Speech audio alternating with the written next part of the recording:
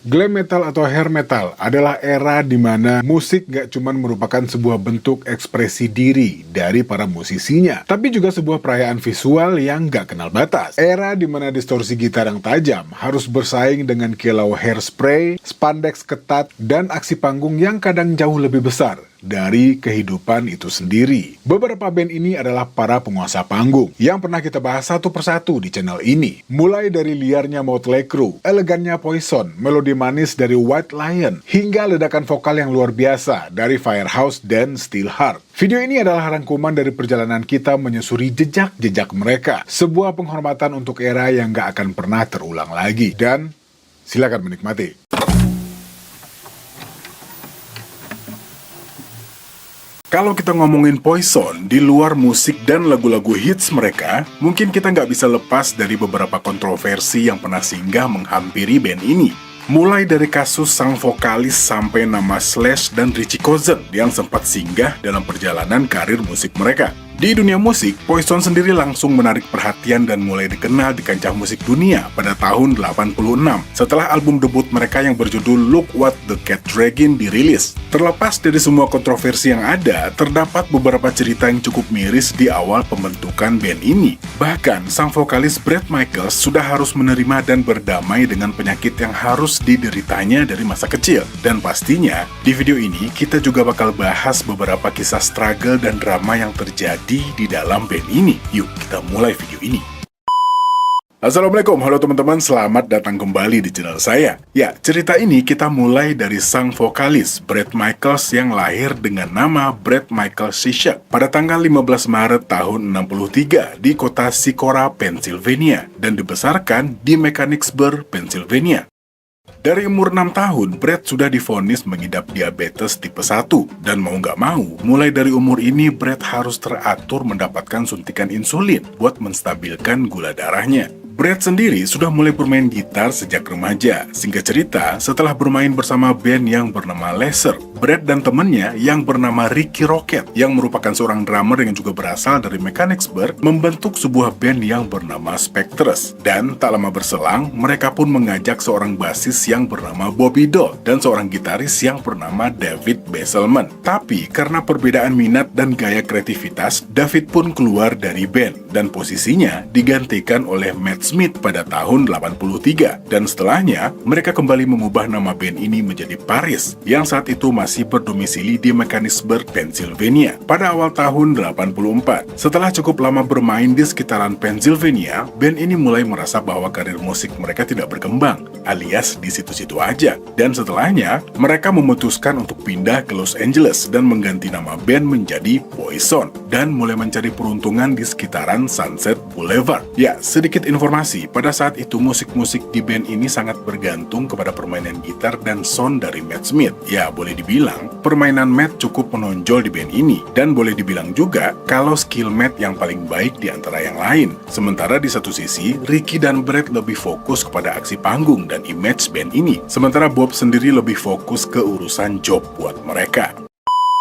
Ya, sesampainya di Los Angeles, mereka memutuskan untuk menyewa sebuah apartemen kecil di Orange Street di Hollywood. Dan setelah mulai berkeliaran dan mulai bermain di klub-klub yang ada, lambat laun Poison pun mendapat perhatian berkat penampilan glam mereka di sirkuit klub West Hollywood Sunset Strip. Fans pun mulai tumbuh. Poison mulai mendapatkan banyak penggemar, terutama dari para wanita setempat, yang juga sering berkunjung ke apartemen mereka dengan membawa belanjaan dan membersihkan apartemen, dengan imbalan kesempatan untuk bisa menghabiskan waktu bersama para anggota band ini. Ya, oke. Singkat cerita, setelah mendapat seorang manajer yang bernama Vicky Hamilton, yang juga bekerja dengan Stryper, ya, dan Guns N' Roses nantinya, mereka pun mendapat kesempatan untuk merekam demo yang akan diberikan ke Atlantic Records. Tapi entah apa masalahnya, Atlantic malah melepaskan Poison, ya, yang pada akhirnya Bret menyalahkan manajernya buat kegagalan kesepakatan ini. Tapi tak lama waktu berselang, di sekitaran tahun 85, karena merasa kecewa dengan perkembangan Poison dan katanya juga mendapat kabar kalau pacarnya hamil, Matt Smith memutuskan untuk meninggalkan band ini dan pulang ke Pennsylvania, yang otomatis menjadikan Poison harus mencari gitaris baru.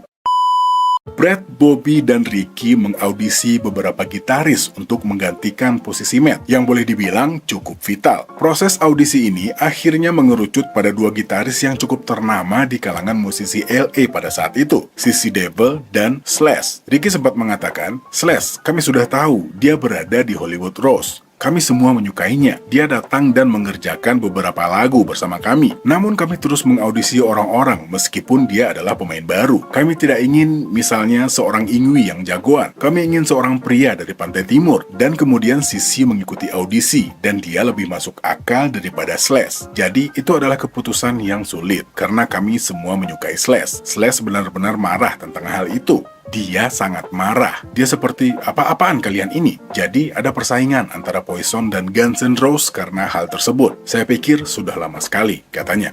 Ya, dan akhirnya Poison memutuskan untuk memilih Sissy Devil sebagai gitaris mereka. Walaupun saat itu, Sissy Devil dikenal sebagai seorang gitaris yang punya attitude yang kurang bagus di kalangan musisi New York. Bahkan pada awalnya, Brad dan Bobby sendiri secara pribadi tidak begitu suka dengan Sissy. Dan sebenarnya, mereka ragu untuk mengajak Sissy bergabung di band ini. Tapi di luar semua itu, anggota Poison sangat kagum dengan permainan dan image yang ditampilkan oleh Sissy. Dan akhirnya mereka membuang jauh-jauh masalah kepribadiannya yang juga dikenal kurang ajar di New York. Bahkan, Sissy dikabarkan menolak mempelajari materi yang ditulis oleh band ini untuk audisinya, dan malah bertengkar dengan member Poison mengenai lagu-lagu yang akan dibawakan dalam audisi tersebut. Ya. Oke lanjut, di sisi lain, keinginan band untuk menggantikan Matt dengan gitaris yang sama-sama berasal dari Pantai Timur Amerika ini mendorong mereka untuk memperkerjakan Sissy daripada Slash. Ditambah dengan melihat potensi lagu yang dibawakan oleh Sissy Devil saat audisi yang berjudul Talk Dirty to Me, sebuah lagu yang katanya berasal dari band dia sebelumnya yang bernama The Screaming Mimes. Dan tak lama setelahnya, mereka pun menandatangani kontrak dengan Enigma Records melalui Steve Ricardo. Enigma Records sendiri pada waktu itu adalah sebuah label yang boleh dibilang kecil lah, dan hanya sanggup memberikan harga di sekitaran $30.000 buat band ini. Dan pastinya angka ini jauh lebih kecil jika dibandingkan dengan harga kontrak label-label besar yang bisa mencapai ratusan ribu dolar pada saat itu, yang akhirnya membuat Poison harus ikut mendanai produksian album debut mereka yang diberi judul Look What the Cat Draggin, yang dirilis pada tanggal 23 Mei tahun 86. Album ini awalnya diperkirakan hanya menghasilkan satu single hits dengan judul Cry Tough, tapi di luar dugaan, Look What the Cat Draggin malah sukses besar di pasaran, dan bahkan membuat lagu Talk Dirty to Me, I Want Action, dan I Won't Forget You masuk ke dalam tangga lagu. Dan album ini menjadi album dengan penjualan terbesar dalam sejarah Enigma, dan juga mendapatkan jadwal pemutaran yang cukup tinggi di MTV. Dan dengan album ini, membuat mereka juga mendapatkan slot untuk tur dengan sesama band glam lainnya, terutama Red, Cinderella, dan Quiet Riot, dan juga mendapatkan slot untuk bermain di Texas Jam di Dallas, yang selalu mereka idam-idamkan selama ini. Dan sebagai penggemar Kiss, pada tahun 87, mereka juga mendapat kesempatan untuk mengcover lagu Rock and Roll All Night untuk soundtrack film Less Than Zero.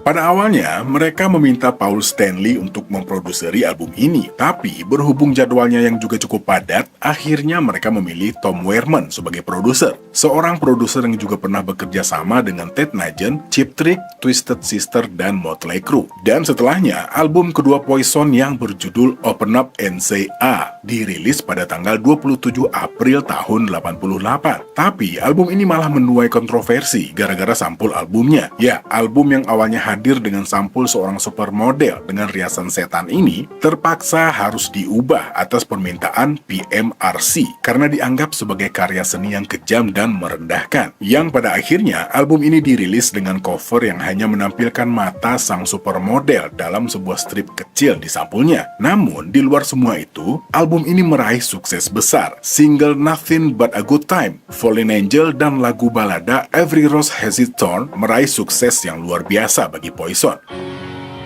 Ya, katanya lagu ini berkisah tentang cerita pribadi dari Bret Michaels.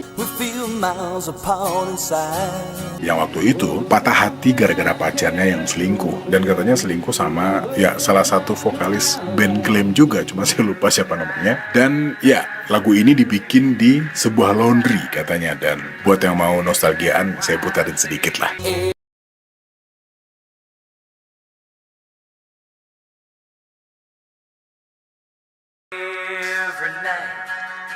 Oke, lanjut lagi. Terlepas dari kesuksesan ini, di satu sisi konflik dan kekacauan terus berdatangan dan seakan selalu mengikuti band ini. Mereka dihadapkan dengan berbagai tuntutan hukum. Selain dengan sesama musisi dan pencipta lagu, beberapa perkelahian yang melibatkan Bret Michael setelah pertunjukan membuat mereka juga harus berhadapan dengan hukum. Sementara di tempat lain, Sissy Devil mengalami kecanduan kokain yang sangat parah yang tidak hanya mengancam posisinya di band, tetapi juga hidupnya. Dan Bret Michaels yang mengidap diabetes beberapa kali pingsan karena penyakitnya saat berada di atas panggung atau setelah pertunjukan. Poison berada dalam bahaya pada saat itu.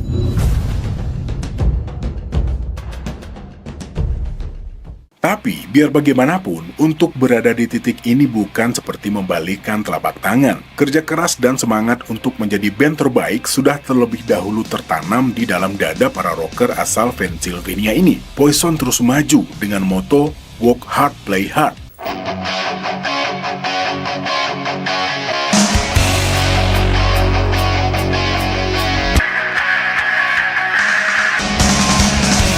Ya, di luar semua kekacauan dan kekisruhan yang terjadi, Poison tetap melanjutkan perjalanan mereka dengan terus menghasilkan lagu-lagu yang dihadirkan dalam bentuk album ketiga mereka yang diberi nama Flesh and Blood.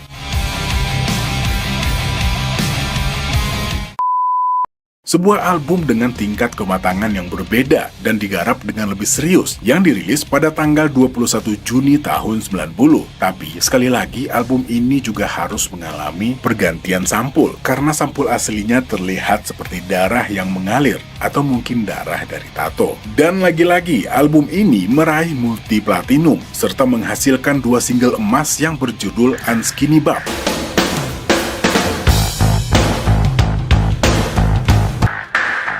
Dan satu lagi, sebuah lagu balada dengan judul Something to Believe In yang didedikasikan untuk bodyguard sekaligus teman dekat mereka yang bernama James Kimomano yang telah meninggal dunia. Dan ditambah dengan lagu Ride the Wind dan Life Goes On yang juga masuk dalam tanggal lagu dan disambut dengan single yang berjudul Flesh and Blood yang dirilis sebagai single terakhir mereka di album ini pastinya. Tapi sayangnya gelombang kesuksesan yang sangat besar ini tidak berbanding lurus dengan situasi yang ada di dalam band. Semua terasa begitu liar tak terkendali, apalagi dengan kebiasaan mereka dalam penyalahgunaan obat-obatan terlarang, terutama Sissy Devil dengan kecanduan kokainnya yang semakin hari semakin mengkhawatirkan. Ditambah dengan pertengkaran dan bahkan perkelahiannya dengan Bret Michael dan juga diiringi dengan sikapnya yang semakin membuat kesal para personil lain, ya semakin sulit untuk bisa ditoleransi. Dan puncaknya adalah pada acara MTV Video Music Awards di tahun 91, di mana Sissy Devil dan Bret Michael lagi-lagi terlibat dalam perkelahian karena Sissy memainkan lagu yang salah. Seharusnya mereka membawakan lagu Talk Dirty to Me dan bukan Unskinny Bop, dan juga ditambah dengan kondisinya yang mabuk berat saat tampil, dan akibatnya pada saat itu juga dia langsung dipecat di belakang panggung.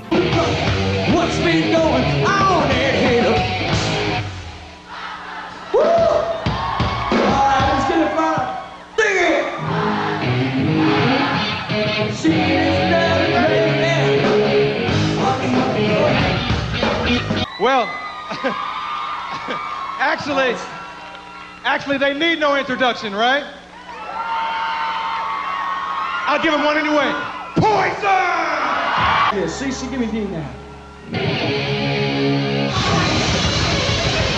You ready to talk dirty to me?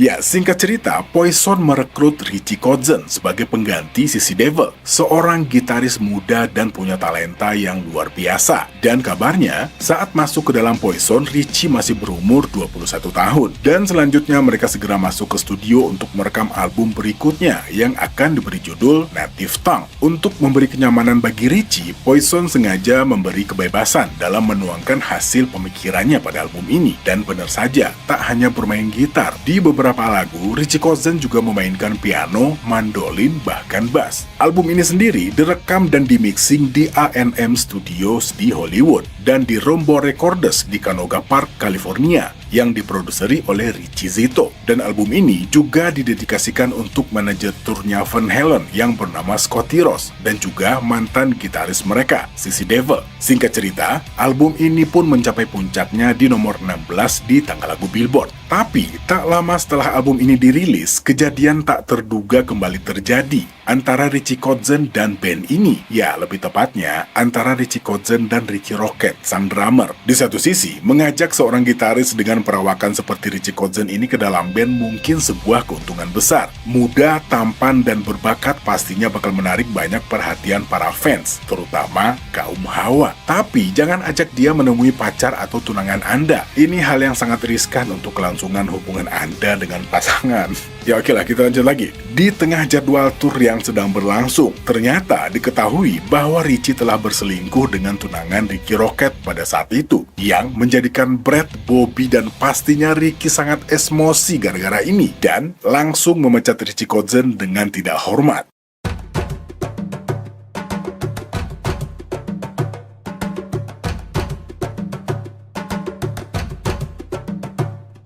Lalu setelahnya, posisi gitaris diisi oleh seorang gitaris yang bernama Blues Saraceno, yang singkat cerita kemudian mulai merekam album dengan judul Crack a Smile dengan Poison. Namun, pembuatan album ini harus terhenti secara tiba-tiba pada bulan Mei tahun 94, yang mana saat itu sang vokalis Bret Michael mengalami kecelakaan karena kehilangan kendali saat membawa mobil Ferrari-nya. Akibatnya, Bret mengalami patah tulang hidung, rusuk jari-jari, dan kehilangan 4 giginya. Dan singkat cerita lagi, setelah sembuh pada tahun 95, band ini melanjutkan rekaman album tersebut. Tapi, entah apa alasannya, album ini kemudian ditunda tanggal perilisannya. Sebagai gantinya, label memilih untuk membuat kompilasi Greatest Hits yang menampilkan 2 lagu baru yang gitarnya dimainkan oleh Blues Saraceno, yang berjudul Sexual Thing dan Lay Your Body Down. Dan album Greatest Hits ini dirilis pada tanggal 26 November tahun 96 dan terjual dengan sangat baik hingga mencapai status double platinum. Tapi, sekali lagi kontroversi datang menghampiri Poison. Berita yang kurang mengenakan kembali menimpa band ini. Kali ini, Bret Michael tersandung skandal kontroversi setelah rekaman videonya dengan Pamela Anderson muncul dan diperjualbelikan di pasar gelap. Ya, dan hal ini pastinya membuat Poison menderita, dan mereka sadar akan hal itu.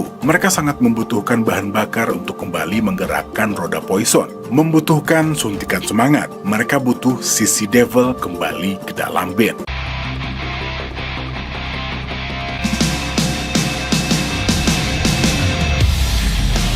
Dan setelahnya, Sissy Devil kembali bergabung dengan teman-teman lamanya di Poison. Setelah bergabungnya kembali Sissy Devil, Poison akhirnya merilis album Crack a Smile yang sempat tertunda. Perilisan ini dilakukan pada tanggal 14 Maret tahun 2000. Bersama Sissy Devil, perlahan-lahan Poison kembali berdiri dan memulai perjalanan baru mereka di dunia musik. Dengan jadwal tur dan dilanjutkan dengan 2 album yang dirilis pada tahun 2002 dan 2007. Mereka terus menyebarkan racun-racun glam mereka kepada penggemar. Semenjak itu, para anggota asli Poison ini terus melakukan tur hingga saat ini, namun bukan tanpa masalah. Ya, dan katanya waktu itu Sissy Devil kan juga pernah keluar sebentar dari band ini terus masuk lagi. Dan di tahun 2010, Bret Michael dan Bobby Dole juga terlibat adu jotos di atas panggung sebelum set encore mereka, sehingga menimbulkan spekulasi bahwa Poison telah bubar. Namun setelahnya Bret segera meminta maaf dan band ini tetap bertahan. Meskipun penjualan album mereka merosot, tapi Poison tetap berjalan. Pada tahun 2012,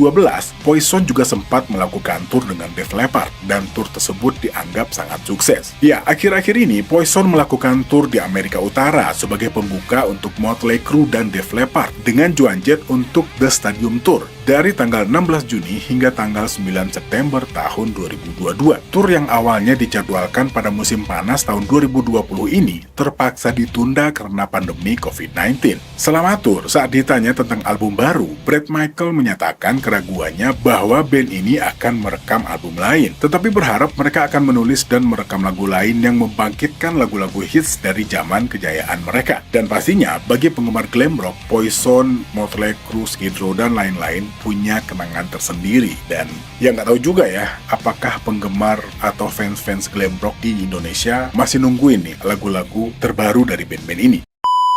Oke, ya kalau boleh dibilang videonya detail nggak juga, karena ada beberapa dan mungkin banyak banget ya hal-hal yang saya lewatin. Ya mungkin menurut beberapa orang itu penting gitu, tapi mengingat biar nggak terlalu panjang juga videonya, para fans glam rock khususnya fans Poison ya udah nggak asing lah sama kejadian-kejadian di atas.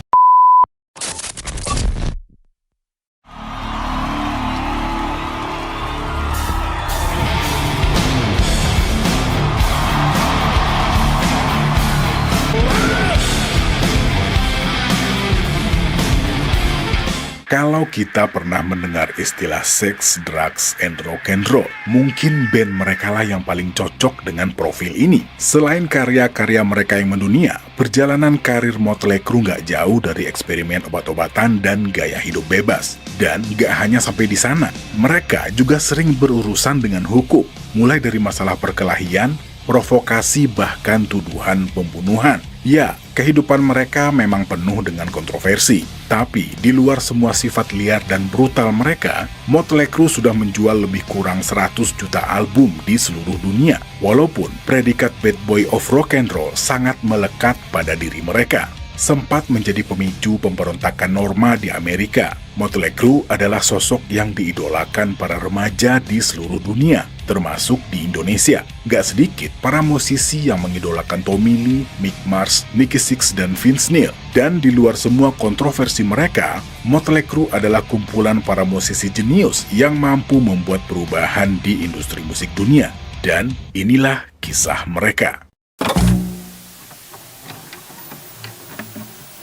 Assalamualaikum, halo teman-teman, selamat datang kembali di channel saya. Ya, Motley Crue secara resmi dibentuk pada tanggal 17 Januari tahun 81 di Hollywood. Setelah Nikki Sixx dan Tommy Lee akhirnya bertemu dengan gitaris yang bernama Mick Mars. Dan setelahnya menambahkan Vince Neil ke dalam kru mereka.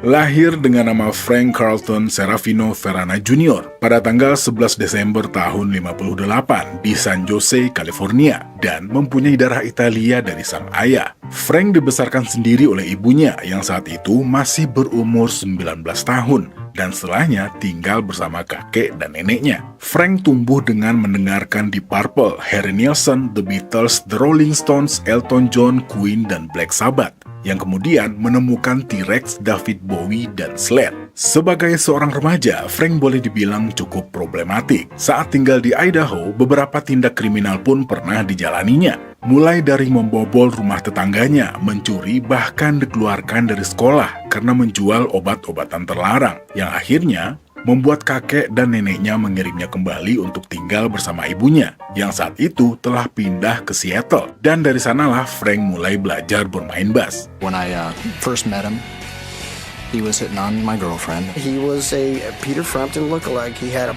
long shag haircut. He was really hot. He had like the sandy brown skin and he was real tan and he had these eyes that were just captivating. He looked like a rocker kind of guy. Dan alat musik pertamanya diperoleh dari uang hasil menjual gitar yang juga dicurinya. One day, Frank walks in a music store down in the University District with an empty guitar case. And asked for an application. When the guy turned around and went to the back room, Frank very calmly just opened up the guitar case, sticks the guitar in there, closes the case, and then waits. Instead of running out the store, he just stands there. And this person goes back, gives him the application, he says, thanks, no problem. He comes to the door, and he's all flushed, and he's breathing hard, and look what I got.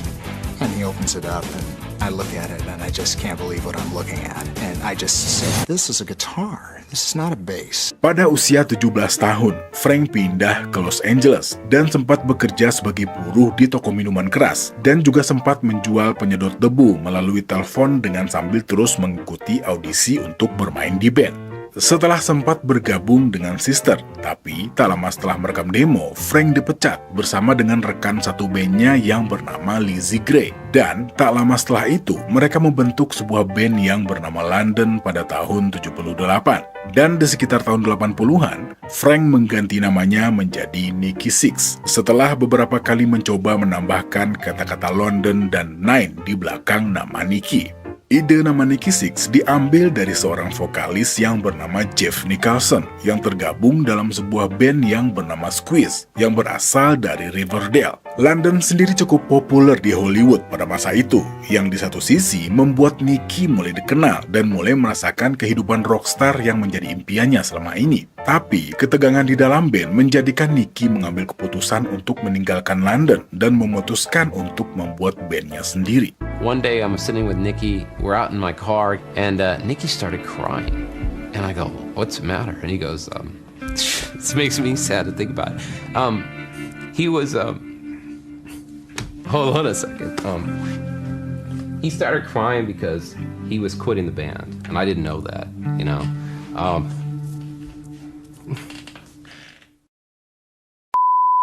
Ya, cerita tentang Tommy Lee sebenarnya udah pernah saya bahas di channel ini. Ya, buat yang pengen tahu lebih detail silahkan simak video ini. Ya, tapi biar lebih afdol ya udah kita bahas sekilas. Oke, Tommy Lee lahir dengan nama Thomas Lee Bass pada tanggal 3 Oktober tahun 62. Zeppelin, Van Halen, dan AC/DC menjadi pengaruh Tommy di usia remajanya. Singkat cerita, setelah membentuk sebuah band yang bernama Sweet 19 di akhir tahun 70-an, mereka pun mulai bermain secara reguler di sirkuit klub Sunset Strip di Los Angeles bersama dengan band-band yang sedang naik daun pada saat itu. Di antaranya ada Van Halen, Quiet Riot, dan lain-lain.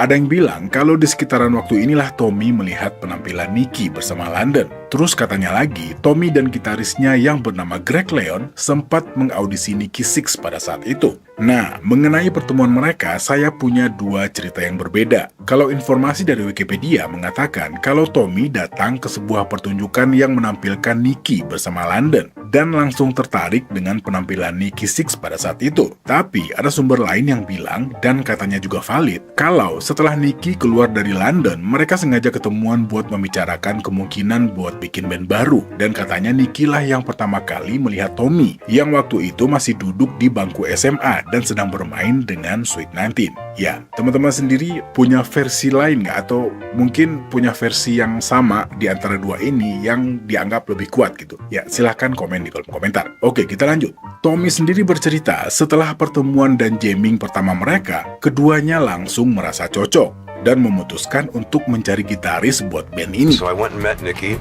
He's playing me a bunch of stuff that immediately I just started drumming on the table to, and we hit it off like that. Setelah sebelumnya, Greg Leon memutuskan untuk keluar karena merasa tidak nyaman. Ya, katanya saya tidak pernah bermain bersama Nikki Sixx. Tommy dan saya sering bermain bersama, tapi saya langsung keluar begitu Nikki masuk. Namun mereka tidak dapat menemukan pemain gitar atau penyanyi pada awalnya. Jadi, mereka terus menghubungi saya, tapi saya menolak, kata Greg Leon. Dan setelahnya, Nikki dan Tommy mulai mencari anggota baru dan tertarik dengan sebuah iklan yang dipasang oleh Bob Deal alias Mick Mars. Mick Mars sendiri adalah anggota tertua dan paling misterius dari band ini. Mick lahir dengan nama Robert Alan Deal di Terre Haute, Indiana pada tanggal 4 Mei tahun 51. Dia mengaku mulai tertarik bermain musik di umur 3 tahun setelah orang tuanya mengajaknya untuk melihat seorang penyanyi sekaligus musisi country yang bernama Skeeter Bond di pameran lokal di Indiana. Saya berkata, saya akan melakukan itu. Itulah yang ingin saya lakukan, katanya. Ya, Mick mendapatkan gitar pertamanya pada usia 12 tahun dari orang tuanya dan mulai rutin berlatih sejak saat itu. Tujuannya hanya satu, menjadi seorang musisi yang sukses. Saat menginjak usia 14 tahun, sebelum menobatkan diri sebagai pemain gitar, Mick memulai karir musiknya sebagai basis dengan sebuah band yang membawakan lagu-lagu The Beatles yang menamakan diri mereka dengan The Jets. Dan setelahnya, sepertinya Mick hanya ingin berfokus bermain gitar. Bahkan, dia memutuskan untuk keluar dari sekolah dan memulai karir musiknya sebagai gitaris dengan ikut bergabung dalam beberapa band blues rock, termasuk Watoshi dan White Horse pada tahun 73. Dengan White Horse, Mick makin dikenal sebagai gitaris handal. Ya, seorang gitaris yang ulung. Dia bisa menyalin bagian demi bagian. Anda memberinya lagu Highway Star dan dia bisa menirukan riff Ritchie Blackmore, kata mantan basis White Horse yang bernama Harry Clay. Ya, Robert sendiri sudah menggunakan nama samaran lain sebelum menggunakan nama Mick Mars. Dia juga sempat menggunakan nama Zorky Sherlaman yang bertujuan untuk menghindari polisi karena Mick menunggak pembayaran tunjangan anak kepada mantan pacarnya, Sharon, yang merupakan ibu dari 2 anaknya. Whitehorse sendiri pada saat itu sepertinya memiliki masa depan yang menjanjikan dengan Mick Mars yang masih dikenal dengan nama Bob Dylan yang mulai dibanding-bandingkan dengan gitaris muda berbakat lain yang bernama Edward Ludwig Van Halen dari band saingannya yang bernama Mammoth. Mick Mars dan Eddie Van Halen adalah 2 pemain gitar terpanas di Los Angeles. Mungkin tidak ada 2 pemain gitar yang lebih baik di planet ini, kenang Jack Valentine. Tapi Mick Mars akhirnya memutuskan untuk meninggalkan Whitehorse ketika band ini memutuskan untuk memainkan musik disco dengan harapan mencari kesuksesan yang lebih besar. Selanjutnya, Mick Mars sempat bergabung dengan grup pop yang bernama Video Noir.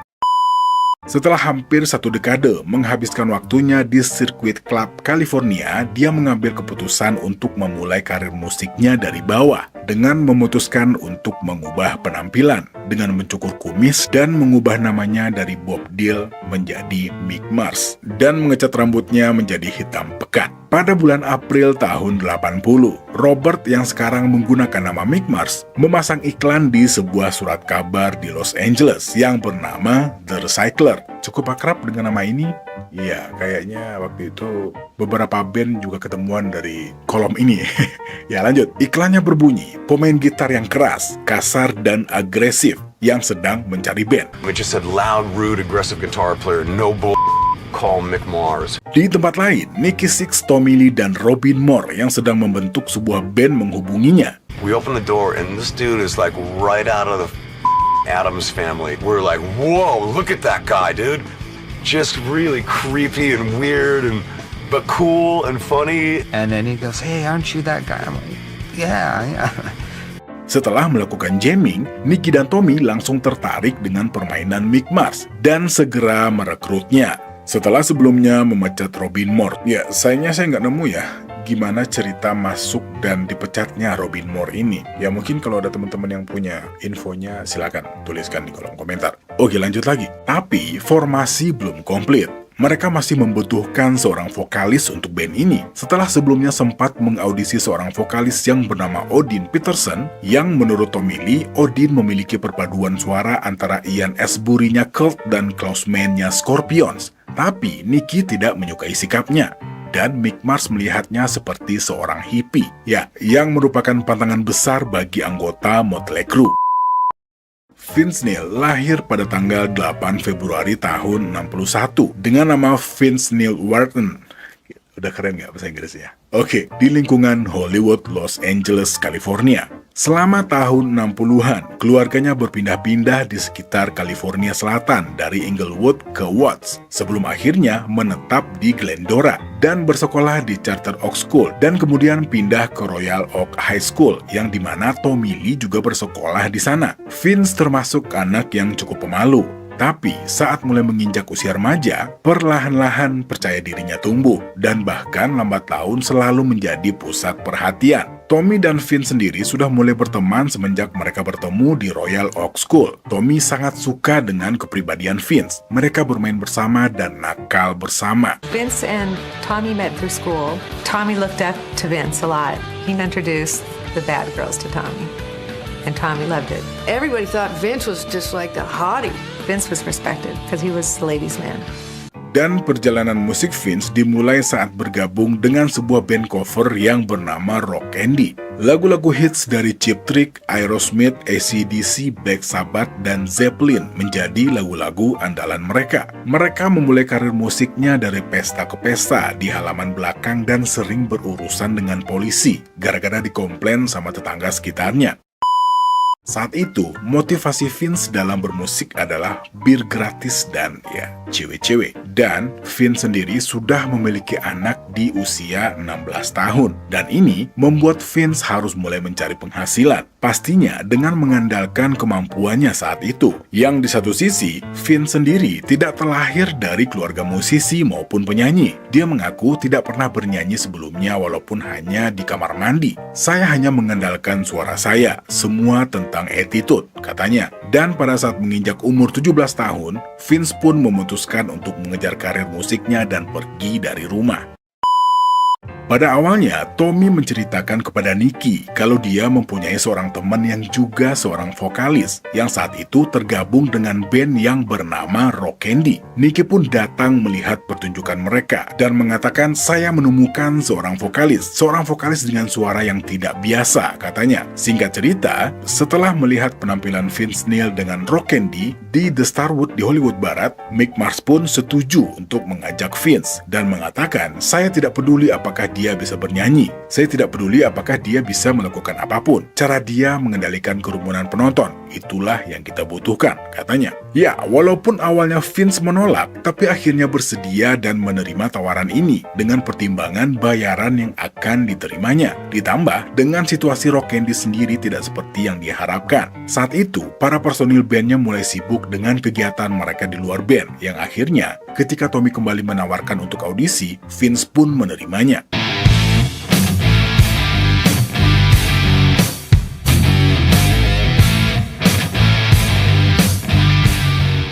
Dan semenjak tanggal 1 April tahun 81, Vince resmi bergabung dengan Nikki Sixx, Tommy Lee, dan Mick Mars. Nama Motley Crue sendiri merupakan ide dari Mick Mars ketika teringat sebuah kejadian saat masih bersama White Horse. Ada yang menyebut mereka seperti a motley-looking crew, alias kru yang terlihat beraneka ragam. Dan dengan sedikit memodifikasi kata-katanya dan mengubah gaya penulisannya, maka lahirlah nama Motley Crue setelahnya. Sementara sebelumnya Nicky sempat mengusulkan nama Natal untuk band ini. Setelah resmi terbentuk, mereka langsung bertemu dengan Alan Kaufman, seorang kontraktor sukses yang saat itu berumur 38 tahun yang ingin mencoba peruntungannya di industri musik, yang juga merupakan adik ipar dari krunya Mick Mars pada saat itu. Setelah bertemu, Alan pun setuju untuk menjadi manajer mereka dan mulai mendanai Motley Crue dan memodali band ini agar terlihat lebih seperti rockstar. Setelahnya, Motley Crue pun langsung mengguncang klub-klub di Hollywood, yang di satu sisi mereka cukup terbantu dengan para fans yang sudah terlebih dahulu mengenali Nicky sebagai personil London. Pada saat itu, musik-musik elektronik dan new wave sedang berkembang pesat di Amerika, sebuah tren yang membuat beberapa band yang juga akhirnya memutuskan untuk mengikuti pasar. Pilihannya adalah memainkan new wave atau bermain musik punk, tapi tidak dengan Motley Crue. Mereka tetap maju dengan hentakan rock dan sound metalnya, dengan perpaduan antara dandanan ala androgini dan anak-anak nakal berwajah tampan yang siap memikat hati para wanita di luaran sana.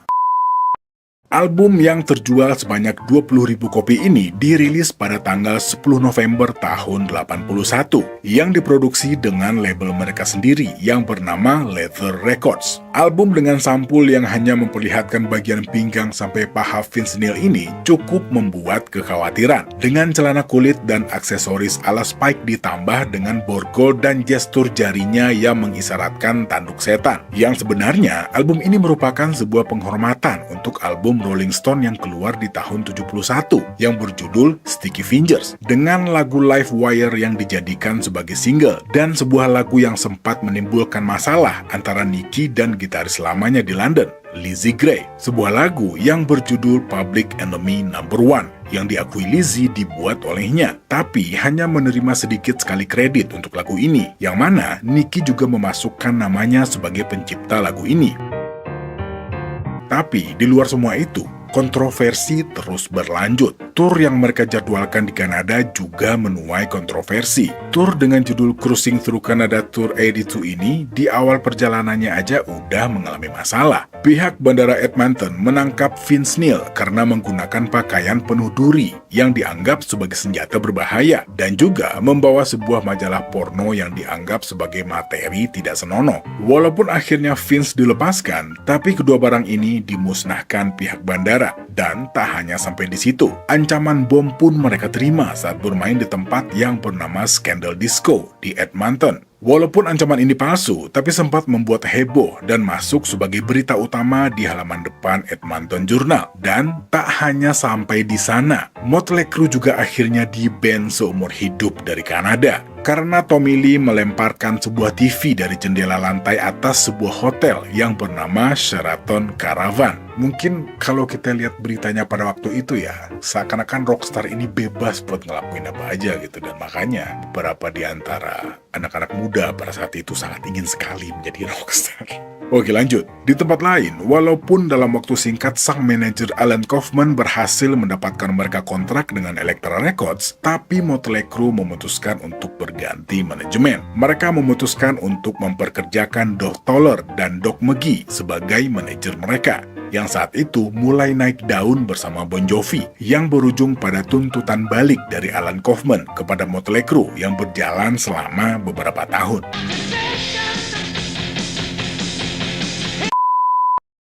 Album yang dirilis pada tanggal 23 September tahun 83 ini merupakan sebuah album yang menjadi terobosan bagi Motley Crue, dan album yang akhirnya juga meraih 4 platinum ini juga menuai kontroversi. Single yang berjudul Shout at the Devil dianggap sebagai lagu yang mengarah kepada satanisme, ditambah dengan sampul album yang bergambar pentagram yang juga dianggap sebagai simbol pemujaan setan, yang menjadikan Motley Crue menjadi musuh bagi para orang tua dari remaja-remaja yang menjadi fans mereka. Album dengan single Looks That Kill, Helter Skelter, dan Too Young to Fall in Love ini juga menarik perhatian dari seorang mantan penyanyi Black Sabbath, ya Ozzy Osbourne, dan menjadikan mereka sebagai pembuka untuk Osbourne dalam turnya di tahun 84 untuk mendukung sebuah album yang bernama Bark at the Moon, yang di satu sisi menjadikan Motley Crue sebagai band paling dicari dan diminati pada saat itu. Nama Motley Crue segera menjadi tren bagi anak-anak muda pada masanya, dengan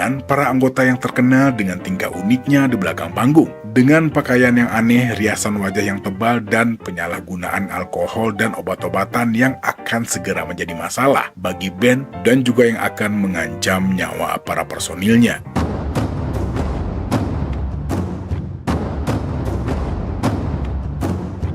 Pada tanggal 8 Desember tahun 84, Motley Crue sedang melakukan pesta dengan sebuah band asal Finlandia yang bernama Hanoi Rocks. Hanoi Rocks adalah sebuah band yang baru saja naik daun di Inggris, dan pada saat itu mereka sedang melakukan tur pertamanya di Amerika. Dan di tengah pesta yang liar, mereka menyadari kalau mereka kehabisan stok alkohol, dan Vince berinisiatif untuk pergi membeli tambahan minuman dengan mengendarai mobil sportnya, De Tomaso Pantera. Vince yang pada saat itu dalam keadaan mabuk juga ditemani oleh Nicholas Rezel Dingley yang juga adalah seorang drummer di Hanoi Rocks. Malang tak bisa ditolak dan untung tak bisa diraih. Sepulangnya mereka membeli persediaan alkohol, mobil Vince mengalami tabrakan beruntun yang mengakibatkan 2 orang mengalami cedera parah dan geger otak, ditambah dengan korban nyawa yang tak terhindarkan. Nicholas sang drummer dinyatakan meninggal dunia dalam perjalanan menuju rumah sakit. Dan atas kejadian ini, Vince didakwa atas tuduhan pembunuhan karena berkendara di bawah pengaruh alkohol dan obat-obatan.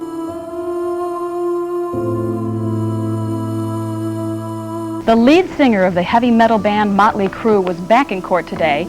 He was ordered to begin serving a 30-day jail sentence for manslaughter and drunk driving. Tapi dengan kekuatan uang melalui para pengacara handal yang disewanya dan berkat cek sebesar $2,5 juta yang ditulisnya ini, Vince hanya dijatuhi hukuman penjara selama 30 hari dan dibebaskan 18 hari setelahnya karena berkelakuan baik. Vince sempat bilang, "Saya menulis cek sebesar $2,5 juta atas tuduhan pembunuhan berkendara. Saya seharusnya masuk penjara. Saya sangat pantas mendapatkannya. Tapi saya hanya menghabiskan 30 hari dengan tidur-tiduran dan sambil meminum bir karena kekuatan uang tersebut," katanya. Sementara di tempat lain, Hanoi Rocks terpaksa harus menghentikan tur Amerika pertama mereka karena kehilangan sang drummer.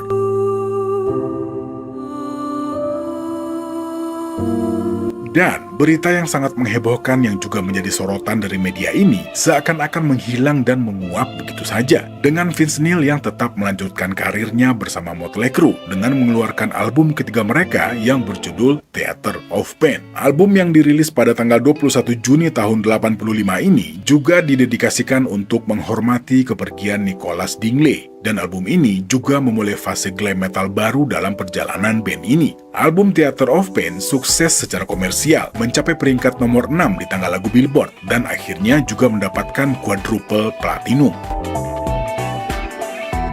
Tapi di luar semua kesuksesan ini, kematian masih mengintai awak Motley Crue. Setelah kejadian kecelakaan yang menimpa Vince Neil, kali ini gaya hidup rockstar mereka hampir merenggut nyawa Nikki Sixx. Setelah perilisan album Girls, Girls, Girls pada tanggal 15 Mei tahun 87, beberapa bulan setelahnya, tepatnya pada tanggal 23 Desember tahun 87, sang basis yang juga merupakan arsitek dari band ini secara klinis dinyatakan meninggal dunia.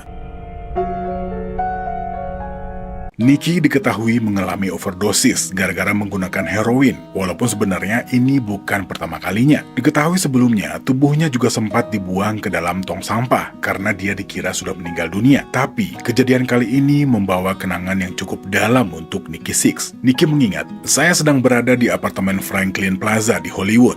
Pada saat itu, saya sedang menghirup kokain sambil meminum alkohol. Saat itu akhir Desember tahun 87. Motley Crue baru saja merilis rekaman Girls, Girls, Girls, dan kami akan segera melakukan tur dunia. Jika dilihat dari luar, saya sedang menjalani mimpi yang menjadi kenyataan. Tapi dalam kenyataannya, saya dalam lemparan penyakit. Saya tidak bisa mengontrol kecanduan akan heroin," katanya. Nikki Sixx sendiri tak bisa mengingat banyak tentang kejadian ini. Ya iyalah, kalau ingat bukan mabuk namanya bang. Ya.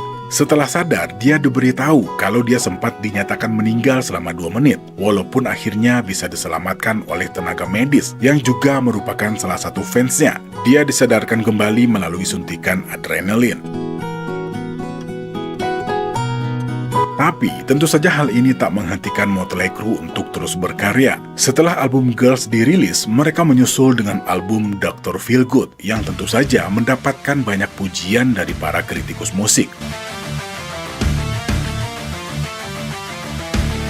Album ini adalah sebuah album yang direkam Motley Crue setelah masa-masa pergolakan batin mereka, yang akhirnya dituntaskan dengan memasuki pusat rehabilitasi. Walaupun masih menghadapi banyak masalah pribadi saat perekaman album ini, tetapi Dr. Feelgood sukses memuncak di Billboard 200, bekerja sama dengan Bob Rock sebagai produser, yang juga mengatakan bahwa cukup sulit untuk bekerja sama dengan Motley Crue. Dia juga menggambarkan para member band ini sebagai 4 orang berandalan dari LA yang biasa minum sebotol anggur dan ingin membunuh satu sama lain. Dan untuk meminimalisir konflik dan agar produksi berjalan dengan lancar, Bob Rock meminta setiap anggota untuk merekam bagian mereka secara terpisah. Dan dengan hadirnya album ini, Motley Crue juga mengubah penampilan mereka dari unsur glam menjadi dandanan ala bikers. Tapi ketegangan yang diharapkan mulai mereda malah justru semakin meruncing. Setelah beberapa kejadian yang akhirnya membuat Doc McGhee dipecat, pada bulan Februari tahun 92, Vince meninggalkan Motley Crue setelah mereka merilis Decade of Decadence, dan penyebab keluarnya Vince masih simpang siur. Nikki sendiri menyatakan kalau Vince mengundurkan diri, sementara Vince mengatakan kalau dia dipecat.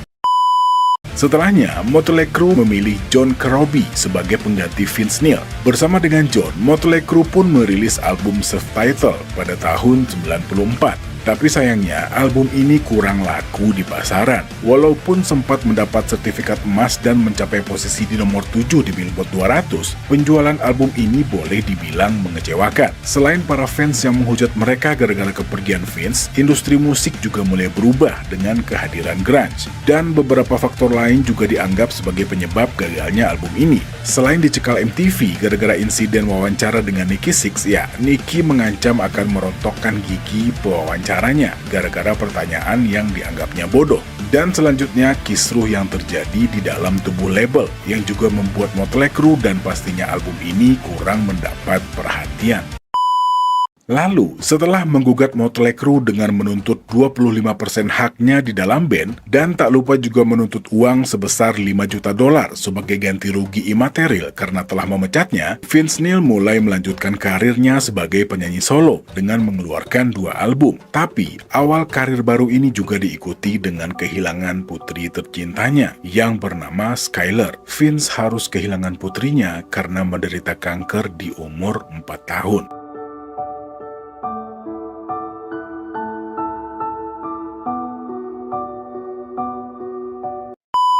Di tempat lain, Motley Crue merasa sangat frustrasi dengan kegagalan penjualan album yang diikuti dengan tur yang juga gagal di album sebelumnya. Akibatnya, mereka pun memecat banyak orang yang bekerja untuk band ini, termasuk sang manajer Doc Toller dan produser Bob Rock. Dan kemudian, mereka memperkerjakan Alan Kovac sebagai manajer baru. Dan setelah pemecatan massal tersebut, mereka dipanggil untuk bertemu dengan CEO Warner Bros, Doug Morris, untuk mendiskusikan kondisi band saat itu. Dan Doug meyakinkan Nikki Sixx dan Tommy Lee untuk memecat John Corabi dengan mengatakan karena dia bukan bintang. Walaupun masih merasa keberatan dan tidak tertarik untuk kembali bekerja sama dengan Vince, akhirnya Nikki dan Tommy menerima usulan ini. Dan setelahnya, mereka pun kembali menelurkan album yang berjudul Generation Swine dengan Vince Neil yang kembali menjadi vokalis mereka.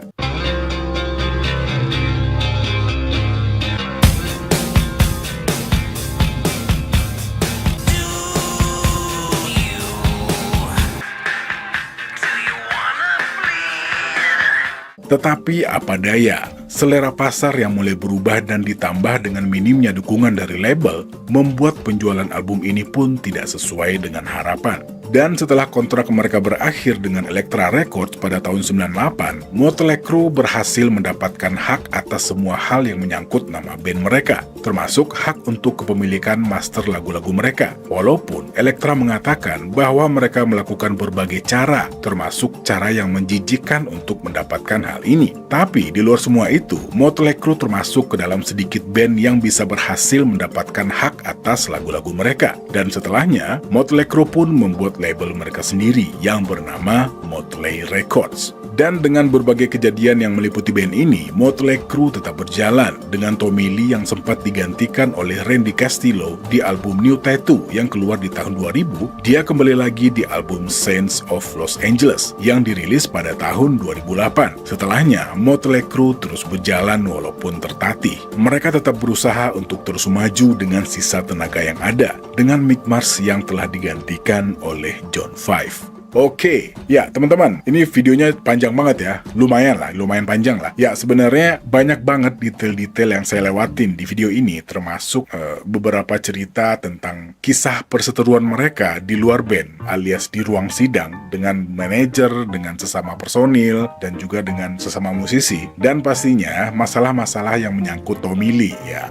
Entah itu masalah videonya, masalah dia berantem sama Kid Rock, dan lain-lain. Ya, intinya banyak banget yang saya lewatin. Ya, kalau misalnya kita mau ngomongin secara detail, ya saya yakin video ini bisa 2 jam mungkin. Sampai sekarang pun mereka masih terus tur, di luar Mick Mars pastinya, dan kemarin ada kabar kalau Mick Mars juga menuntut Motley Crue, karena Mick Mars ngerasa dia dipecat dari band gitu.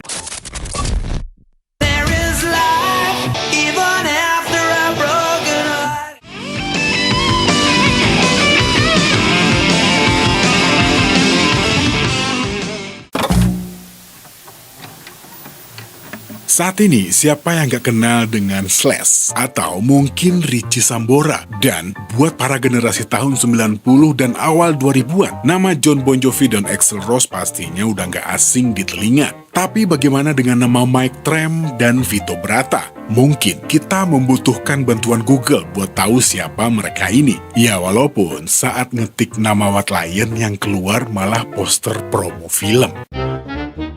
Saja, apa yang terjadi dan bagaimana nasib band ini setelahnya? Yuk, kita dengerin aja video ini.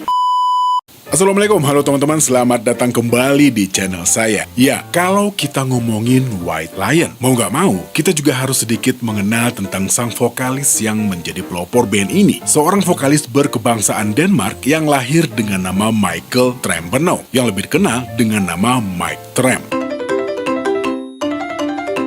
Singkat cerita, Mike Tramp lahir di Copenhagen, Denmark pada tanggal 14 Januari tahun 61. Sebelum meniti karir di Amerika, Mike Tramp sendiri sudah mempunyai karir yang cukup bagus di tempat kelahirannya. Dia sempat bergabung dalam sebuah band yang bernama Mabel dan sempat merilis 5 album studio yang sangat populer di Denmark dan Spanyol dan menjadikan Mike mendapat gelar sebagai idola remaja pada saat itu.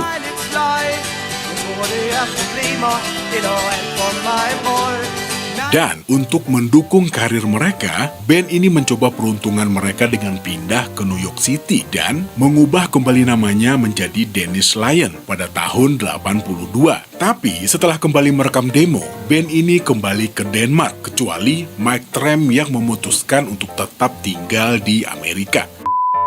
Vito Bratta adalah seorang gitaris asal Amerika Serikat yang lahir pada tanggal 1 Juli tahun 61. Mulai bermain gitar pada usia 13 tahun dan sempat menjadi anggota sebuah band cover dari New Jersey yang bernama Dreamer. Pada tahun 82, Vito pernah menggantikan posisi Bernie Torme di bandnya Ozzy Osbourne dan juga sempat diminta untuk menggantikan Ace Frehley di Kiss, tapi ditolak karena Vito tidak mau mengganti namanya.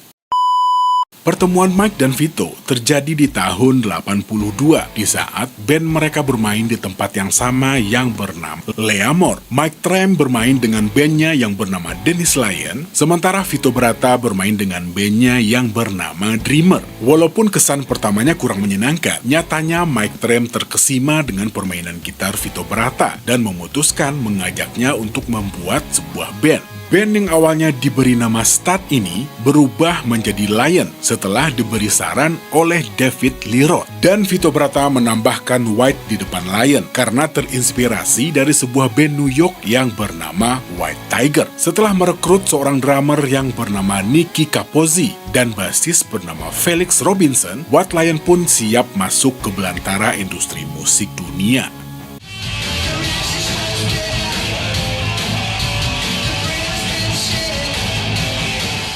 Singkat cerita, pada tanggal 9 November tahun 85, band ini merilis album Fight to Survive di Jepang. Setelah sebelumnya diiming-imingi janji surga dengan dikontraknya mereka oleh Elektra Records, yang hanya menyimpan album ini dan gak ada niat buat merilisnya. Dan setelah Grand Slam Records yang merupakan label indie yang berbasis di Philadelphia membeli album ini dari Elektra, akhirnya pada bulan Juni tahun 86 album ini pun dirilis di Amerika. Setelah sebelumnya, album ini juga telah beredar di Eropa, dan berkat majalah-majalah yang meliput band ini, dan single unggulan mereka yang berjudul Broken Heart, nama White Lion semakin dikenal oleh khalayak musik Inggris.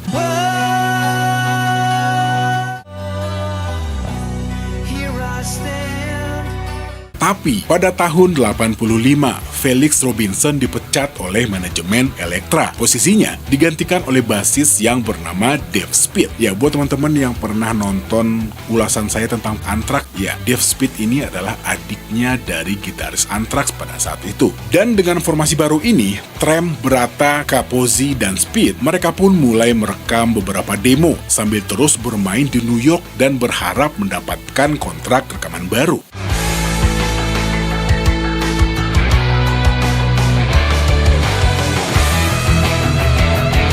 Dan tak lama kemudian disusul dengan keluarnya Nicky Capozzi karena masalah kesehatan. Dan pada bulan September 85, posisinya digantikan oleh mantan drummer Anthrax yang bernama Greg D'Angelo.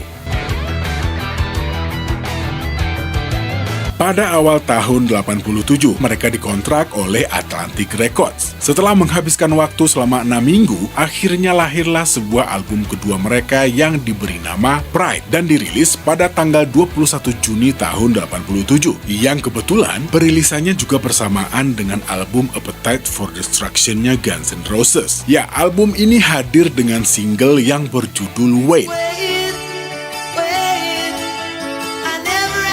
yang sudah dirilis terlebih dahulu pada tanggal 1 Juni. Tapi sayangnya tidak masuk tanggal lagu selama hampir dan gak sia-sia. Tur ini membawa nama White Lion semakin dikenal oleh khalayak Amerika.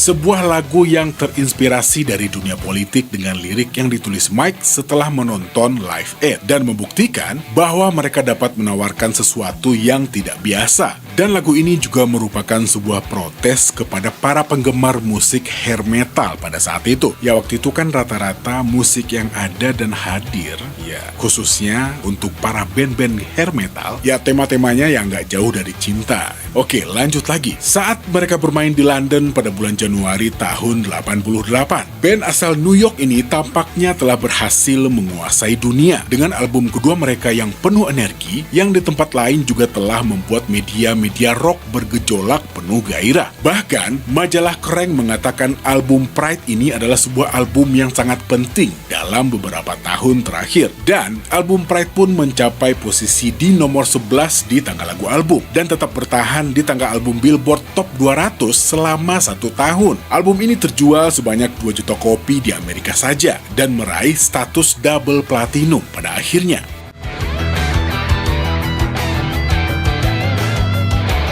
Namun, perkembangannya tetap lambat. Meskipun ada tur Amerika Utara bersama S. Frehley dan YNT, Mike Tramp mengakui bahwa manajemen kami hampir menyerah pada band ini, ungkapnya. Ya, dan secara bertahap segala sesuatunya berjalan dengan baik bagi White Lion. Beberapa pertunjukan mereka tetap dinikmati dengan tiket yang terjual habis. Mereka juga dianggap setara dengan Twisted Sister, YNT, The Rods, dan Anvil di Inggris. Tapi, terlepas dari penampilan mereka yang menarik, White Lion memiliki masalah citra. Ya, mereka hanyalah 4 pria biasa. Bahkan, mereka sengaja mengadakan konferensi pers untuk menampilkan image rock and roll yang keren. Mike Tramp sempat mengatakan, ketika saingan kami mengalami overdosis atau mengendarai mobil di dalam kolam renang, kami seperti siapa yang memakan sepotong pizza saya, katanya. Hal itu sangat berkaitan dengan kisah band kami, lanjutnya. Dengan penjualan Pride yang mencapai 2 juta kopi dan berada di peringkat 11 di tangga lagu Billboard, seharusnya White Lion bisa melangkah lebih jauh lagi. Namun Mike Tramp mengakui bahwa mereka kelelahan di jalan.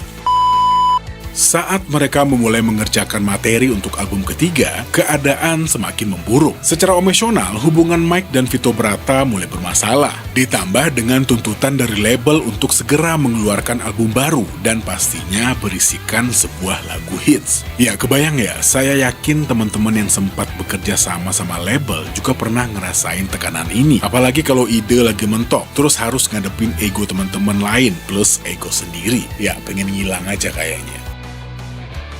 Mike Tramp juga sempat bilang kalau hubungannya dan Vito Bratta juga hanya sebatas pertemanan dalam dunia musik. Artinya, mereka nggak nongkrong bareng buat ngomongin hobi dan hal-hal lain kayaknya. Dan akhirnya pada bulan Agustus tahun 89, White Lion merilis album ketiga mereka yang diberi nama Big Game. Selain single Little Fighter yang dibuat untuk mengenang sebuah kapal Greenpeace yang bernama The Rainbow Warrior yang dihancurkan oleh Perancis, Atlantic memaksa mereka untuk memasukkan sebuah lagu cover yang berjudul Rather Love, punyanya Golden Earrings yang sempat jadi hits di tahun 73. Walaupun album ketiga mereka ini sanggup meraih emas pada bulan Juni tahun 89, tapi 4 single yang sudah dipersiapkan terjun bebas di pasaran, termasuk lagu Rather Love, Cry for Freedom, Little Fighter, dan Going Home Tonight, yang dirilis sebagai single terakhir dari album ini. Dan mereka pun melanjutkan ritual tur mereka untuk mendukung album ini, melakukan tur Eropa, termasuk serangkaian pertunjukan di Inggris untuk mendukung Motley Crue dan Skid Row, termasuk bermain dengan Ozzy Osbourne dan Cinderella.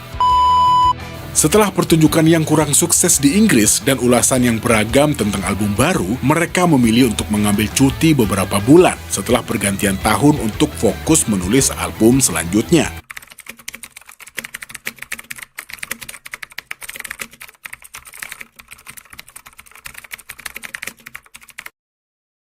Tepat pada akhir musim gugur tahun 90, mereka mulai masuk studio dengan produser baru yang bernama Richie Zito. Setelah menghabiskan beberapa bulan, White Lion pun merilis album keempat mereka yang berjudul Man Attraction pada bulan Maret tahun 91 dengan single yang berjudul Love Don't Come Easy yang mencapai puncaknya di nomor 24 di mainstream rock charts. Selain itu, ada single yang berjudul Lights and Thunder yang terinspirasi dari lagu Achilles Last Stand punyanya Led Zeppelin, dan juga versi baru dari single album debut mereka, ya Broken Heart, diikuti dengan Out With The Boys dan You're All I Need yang dirilis sebagai single promo. Dan album ini juga berisi sebuah lagu instrumental yang diberi judul Blue Monday, sebuah lagu penghormatan kepada Steve Ray Vaughan yang meninggal di saat mereka sedang menulis materi album ini. Dan pastinya dengan lagu You're All I Need dan Till Death Do Us Part meraih sukses besar di Indonesia dan Filipina. Ya pastinya semua penikmat musik top 40 lah, apapun itu pastinya tahu lagu ini. Ya khususnya dua lagu ini ya.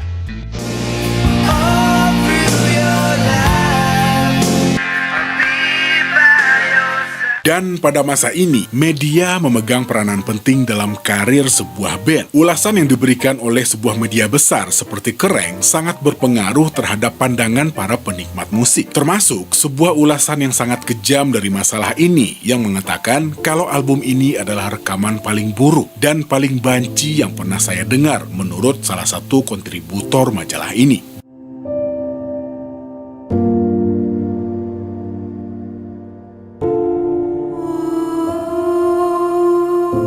Dan selain itu, sebuah peradaban baru juga mulai muncul dari Seattle yang mengakibatkan perubahan besar-besaran pada dunia musik. Dengan berubahnya tren musik dunia, hal ini juga sangat berpengaruh besar terhadap band-band sebelumnya, termasuk White Lion.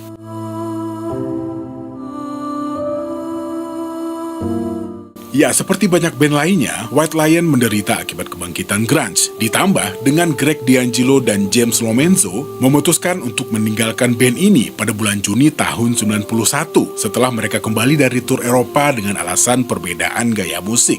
Tapi White Lion tetap berusaha berjalan dengan merekrut seorang basis yang bernama Tommy T-Bone Caradona dan drummer yang bernama Jimmy DeGrasso. Tapi yang bikin heran adalah kurangnya dukungan yang mereka terima dari label rekaman dan manajemen mereka. Belum lagi para personil yang ada tampaknya menyerah begitu saja tanpa usaha yang cukup untuk bertahan. Bahkan, di akhir-akhir pertunjukan mereka, tak ada satupun utusan dari label yang bersedia untuk datang dan hadir untuk mendukung band ini. Pada sebuah wawancara, Mike Trem sempat bercerita kalau dia harus berpura-pura menjadi Sebastian Bach agar bisa bertemu dengan presiden labelnya. Katanya, saya pergi menemui Doc Morris ketika tidak ada seorang pun dari Atlantik yang datang ke pertunjukan kami di New York, kata Mike. Untuk masuk ke kantor, saya harus berpura-pura menjadi Sebastian Bach. Saat itu, saya sudah tahu bahwa ada anak baru di kota ini, katanya. Tidak ada yang mau membantu White Lion saat kami sangat membutuhkannya, keluh Mike Trem. Dan karena itu,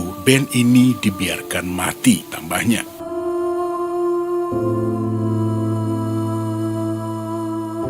Dan 4 hari setelah tur di Boston dengan Mike Trem yang masih terguncang dengan sikap label mereka, dia mencoba untuk mengetahui bagaimana respon sang gitaris dengan situasi yang mereka hadapi saat itu. Ya, gitaris sekaligus partnernya dalam membuat lagu di band ini. Mike mengatakan kepada Vito kalau malam ini adalah pertunjukan terakhir White Lion, katanya. Dan respon yang diterimanya sungguh di luar dugaan. Sang gitaris dengan santai menjawab dengan, "Oke."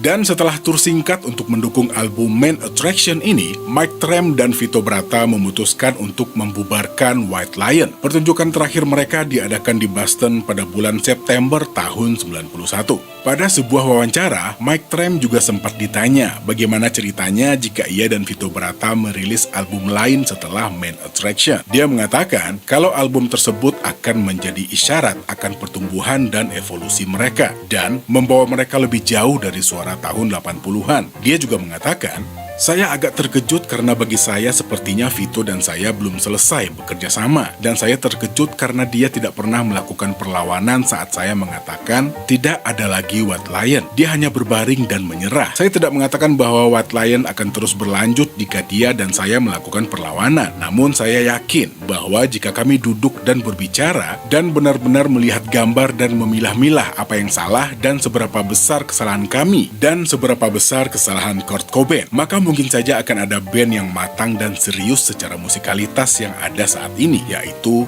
White Lion katanya. Dan setelahnya, Mike Tramp berusaha kembali menghidupkan White Lion dengan membentuk Freak of Nature.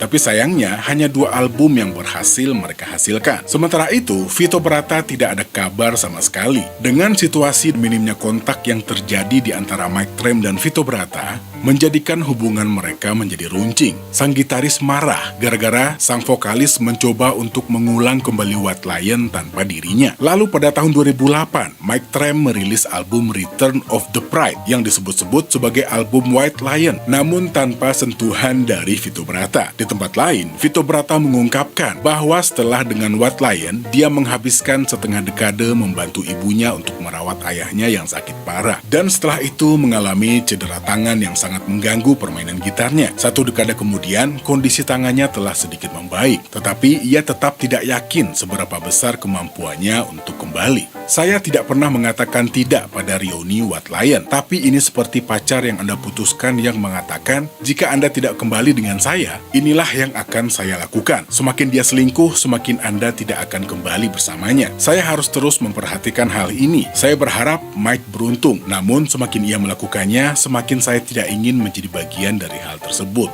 katanya. Berita lain juga mengatakan kalau hubungan antara Mike Tramp dan Vito Bratta kini lebih baik daripada sebelumnya, meskipun progres pembaruan hubungan mereka masih sangat kecil kemungkinannya untuk reuni White Lion. Bagi Vito, terus-menerus membatu adalah caranya menghadapi situasi yang tidak memiliki solusi nyata, ujar sang penyanyi. Sementara di tempat lain, Mike Tramp sendiri terus merekam musik baru dan melakukan tour. Album solo ke-12-nya yang berjudul Second Time Around pun sudah dirilis pada tahun 2020 kemarin. Oke.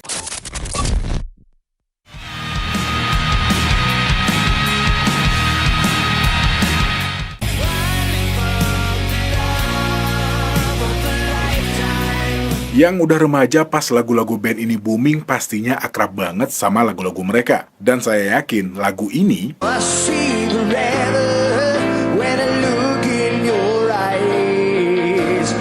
bakal punya kenangan manis tersendiri buat para pendengarnya. Tapi kayaknya bukan angkatan 70 dan 80 doang nih yang seneng sama lagu-lagu ini. Para milenial dan Gen Z kayaknya juga nggak asing sama 2 tembang kenangan ini. Soalnya, lagu-lagu ini juga sering di-cover sama beberapa YouTuber. Salah satunya adalah sebuah coveran dari seorang YouTuber yang bernama Dimas Senopati ini. Dengerin deh.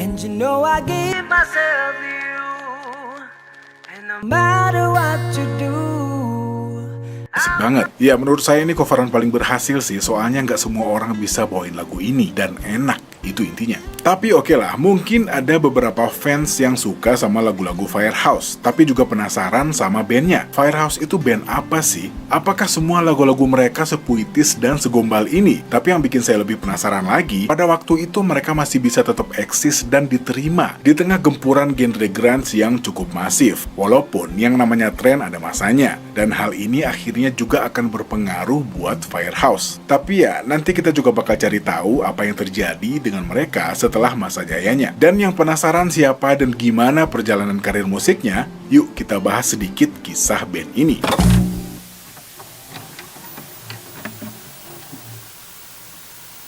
Kami tidak pernah menganggap apa yang terjadi pada saat itu sebagai kesuksesan yang monumental. Kami memiliki tujuan yang ingin kami capai. Tidak ada banyak waktu untuk merasa terbebani. Kami hanya tetap fokus untuk melakukan yang terbaik agar bisa tampil baik setiap malam. Kami terus bekerja dengan sedikit hari libur. Dan pada hari-hari libur itu, kami sibuk mencuci pakaian. Kata si Bill Leverty yang bercerita tentang kesuksesan debut Firehouse ya. Assalamualaikum, halo teman-teman, selamat datang kembali di channel saya. Oke, sebelum memulai video ini, biar lebih afdol kita kenalan dulu nih sama para personil dari band ini. Yang pertama ada nama CJ Snare pada vokal, lalu ada Bill Leverty di gitar, Michael Foster pada drum, dan Alan McKenzie pada bass. Ya, yang sebelumnya posisi ini udah diisi oleh beberapa bassis lain. Ya, cerita ini kita mulai dari tahun 84 saat Bill Leverty dengan bandnya yang saat itu bernama White Heat membutuhkan seorang drummer. Ya, jadi entah apa masalahnya, pencarian drummer buat band ini cukup berat. Mereka sampai harus mengaudisi lebih dari 20 drummer. Hingga akhirnya bertemu dengan seorang drummer yang bernama Michael Foster yang menjawab iklan mereka saat itu. Menurut cerita Bill, dia sangat terpesona dan kagum melihat permainan Michael. Ditambah, Michael juga bisa bernyanyi dengan sangat bagus, yang akhirnya Michael Foster mendapatkan posisi tersebut, dan bahkan hubungan mereka bertahan sampai sekarang. Singkatnya, setelah beberapa tahun berjalan, Bill dan Michael merasa White Heat sudah nggak cocok lagi sama mereka. Entah apa masalahnya, intinya mereka ingin membuat band mereka sendiri, dengan personil yang juga sesuai dengan kriteria yang mereka inginkan, dan pencarian personil baru pun dimulai. Di satu sisi, Bill dan Michael punya rutinitas mereka sendiri. Salah satunya, mereka sering mengunjungi klub-klub rock saat itu. Dan di salah satu klub inilah mereka melihat sebuah band yang bernama Max Warrior. Emang ini band apa? Sabar. Dan tebak siapa vokalis band ini? Ya, saya kasih waktu 5 detik.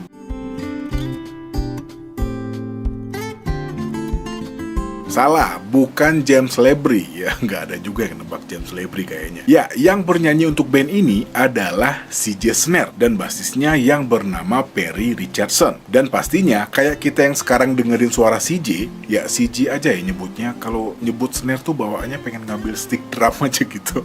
Ya, lanjut. Bill dan Michael sangat terpesona dan terpukau dengan kemampuan vokal CJ. Dan mulai saat itu, mereka bertekad untuk menggabungkan band mereka. Dan gayung pun bersambut. Ya, Max Warrior pun bubar. Singkat cerita, untuk memastikan kalau mereka nggak salah pilih, Bill Leverty mengirimkan beberapa lagu ciptaannya kepada CJ Snare dan memintanya untuk mengisi vokal di lagu-lagu tersebut. Dan sekali lagi, CJ blows his mind. Ya, Bill dan Michael sekali lagi nggak bisa komentar apa-apa setelah mendengar hasil rekaman vokal CJ. Dan akhirnya, mereka memutuskan untuk menjadikan CJ sebagai vokalis utama. Dan selanjutnya, mereka mengajak Perry Richardson sebagai basis setelah kontrak Perry selesai dengan band dia sebelumnya. Dan dengan ini terbentuklah formasi klasik Firehouse dan mereka siap untuk mengguncang dunia. Ya, sedikit informasi, nama Firehouse diberikan oleh Michael Foster yang pada saat itu memiliki rencana untuk menjadi petugas pemadam kebakaran. Dan sebuah fakta lagi, ide awal untuk sampul album debut mereka seharusnya melibatkan petugas pemadam kebakaran, tetapi mereka akhirnya membuang konsep tersebut. Ya, nggak tahu gimana ceritanya.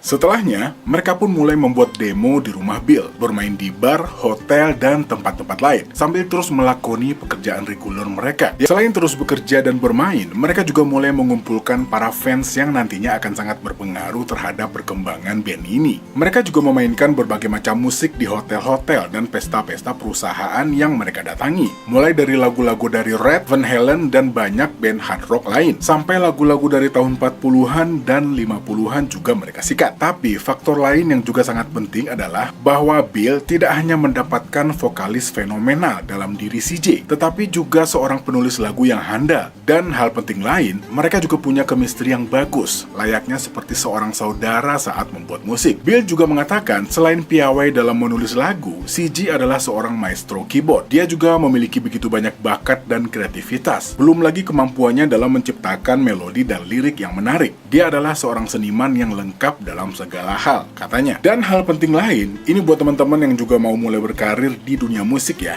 Perhatiin, setelah beberapa tahun bekerja keras dan berdedikasi di wilayah underground yang membuat Firehouse juga mulai dikenal, mereka juga mulai membuat beberapa koneksi di industri musik. Dan mungkin koneksi mereka yang paling penting adalah dengan seorang basis di Los Angeles yang bernama Dennis Trump dan vokalis yang bernama Mark dari band Slaughter. Oke, koneksi ya. Lanjut lagi. Dan juga dengan Vinnie Vincent Invasion yang akhirnya membantu para personil Firehouse untuk merekam demo yang diproduksi dengan lebih baik. Dan setelahnya, mereka mulai menyerahkan demo-demo lagu mereka untuk diputar di stasiun radio rock terbesar di Charlotte, North Carolina pada saat itu, dengan lagu Home is Where the Heart Is yang akhirnya menjadi nomor 1 di stasiun radio terbesar di kota tersebut. Dan hal ini pastinya membuat Firehouse mulai mendapatkan perhatian, dan pertunjukan mereka pun mulai penuh sesak setiap mereka bermain di Charlotte. Dan hal ini juga membuat mereka lebih mudah mendapatkan perhatian dari perusahaan rekaman di North Carolina.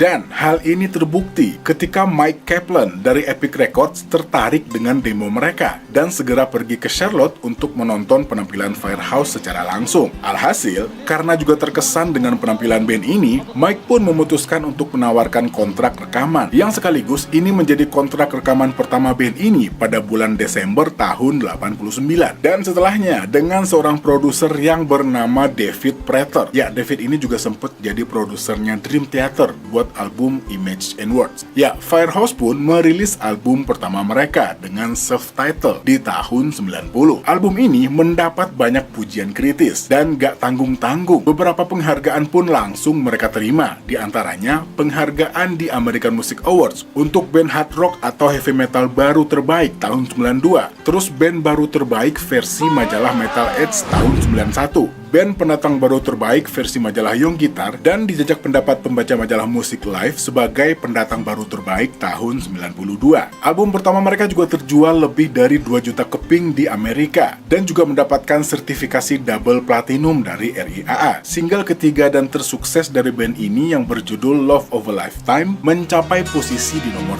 3, bersanding dengan lagu Boyz II Men, Mariah Carey, dan Whitney Houston, dan terjual lebih dari 500.000 kopi. Dengan single lain yang juga masuk dalam tangga lagu, termasuk Don't Treat Me Bad yang bergenre rock yang berada di nomor 14, dan single pertama dari album ini yang berjudul Shake and Tumble.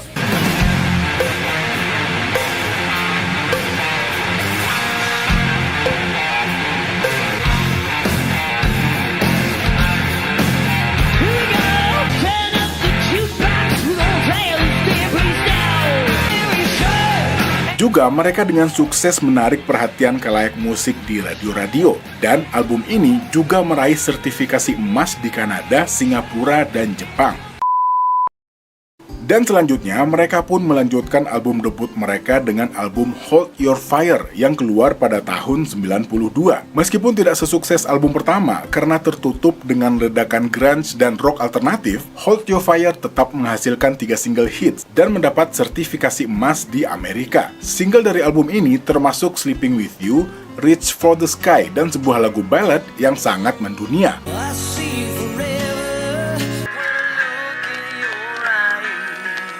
When I Look Into Your Eyes, yang juga masuk ke dalam hit 10 besar di Amerika Serikat.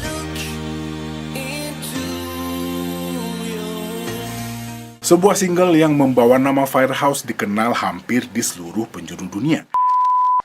Singkat cerita, untuk album ketiga yang diberi judul 3, mereka mengajak seorang produser yang bernama Ron Nevison, yang juga pernah menjadi produser untuk Led Zeppelin, Ozzy Osbourne, Europe, Heart, dan banyak band lainnya. Meskipun kesuksesan mereka mulai memudar di Amerika pada album ini dirilis ya sekitar tahun 95, namun album ini membawa mereka meraih kesuksesan di luar negeri dibandingkan dengan sebelumnya. Dan meskipun album ini tidak terjual dengan baik di Amerika, album ini malah mendapatkan sertifikasi emas di beberapa negara Asia. Dan hal ini juga membawa kesempatan bagi mereka untuk melakukan tur di negara-negara seperti India dan Thailand. Single dari album ini yang berjudul I Live My Life For You merupakan lagu balada top 40 ketiga dari band ini di Amerika Serikat. CJ sempat berkomentar bahwa meskipun terjadi perubahan drastis di industri, Firehouse adalah satu-satunya band dari genrenya yang berhasil mencapai top 40 di tahun 95 dan tanpa harus melakukan perubahan drastis pada sound mereka. Ya waktu itu kan grunge ini bener-bener masif banget ya. Cuman waktu itu di sini seingat saya ya kita nggak terlalu merhatiin sih, soalnya di pertengahan 90-an itu kan juga banyak band-band lokal yang juga lagi naik daun pada saat itu. Oke, lanjut lagi.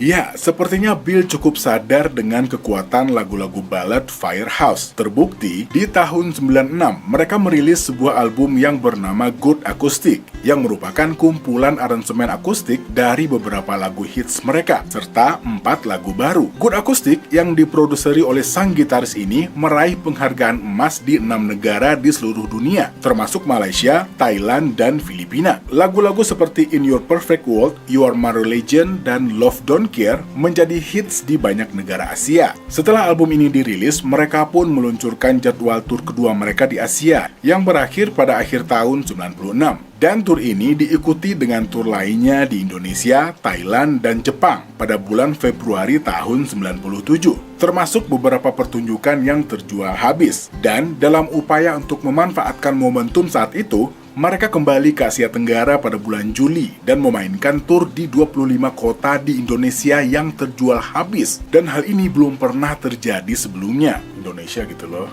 Kita sih welcome aja ya nggak? Cuman kadang yang datang suka ngaco. Ya, lanjut lagi.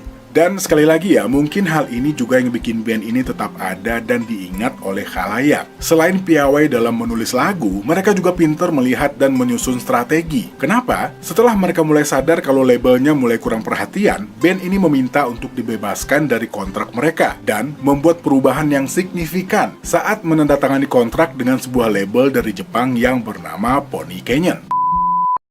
Ya, mau nggak mau, kita juga harus mengakui kalau memang setelah pertengahan tahun 90, popularitas band-band rock tahun 80-an mulai menurun, khususnya di Amerika Serikat. Dan dengan ketenaran mereka yang stabil di Asia dan di tempat lain di luar negeri, mereka pun setuju untuk merilis album selanjutnya yang diberi nama Kategori 5 dengan label baru mereka. Dan setelah melakukan tur besar-besaran di seluruh Asia selama tahun 98 hingga 99, Firehouse pun meraih kesuksesan besar dengan album mereka dan juga segera melanjutkan tur besar-besaran di Amerika Serikat. Ikut dalam sebuah tur yang bernama Rock Never Stops Tour yang juga diadakan untuk kali pertamanya di seluruh Amerika pada tahun 98. Tur ini juga menampilkan band-band rock tahun 80-an termasuk Slaughter dan Quiet Riot. Lalu, pada tahun 2000, sedikit masalah terjadi yang mengakibatkan keluarnya sang pemain bass Perry Richardson dengan alasan karena konflik pribadi. Dan singkat cerita, Firehouse memutuskan untuk merekrut Bruce Weibel di posisi ini, seorang bassis yang juga sudah bermain di The Greg Allman Band selama 10 tahun,